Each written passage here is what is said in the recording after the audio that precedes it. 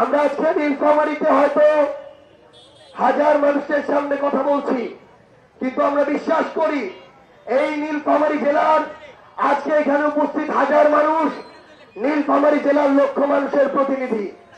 এখানে প্রত্যেকটি শ্রেণী পেশার মানুষ রয়েছে।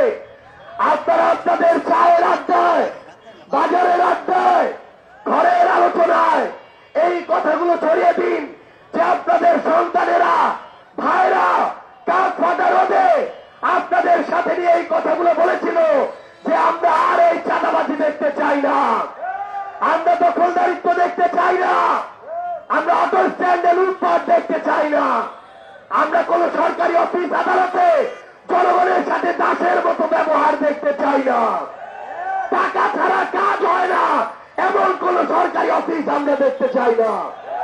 এই আলোচনাগুলো যদি আপনারা ছড়িয়ে দিতে পারেন, আমরা বিশ্বাস করি আপনারাই আগামীর বাংলাদেশ গঠনের নেতৃত্ব দিবেন।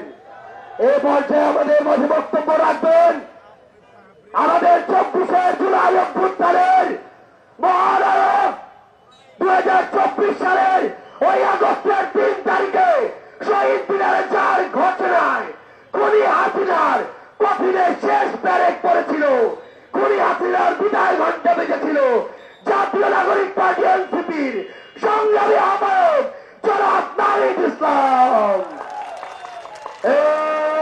সারা বাংলাদেশে কোন নেতা আছে? নীলফামারীতে কোন নেতা আছে?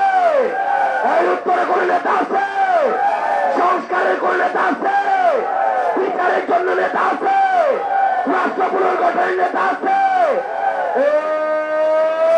সেই নেতা সবার ছাড়া উত্তরে, দক্ষিণে, পূর্বে, পশ্চিমে, নীলফামারী, রংপুরে, সারা বাংলায় এগিয়ে যাবে।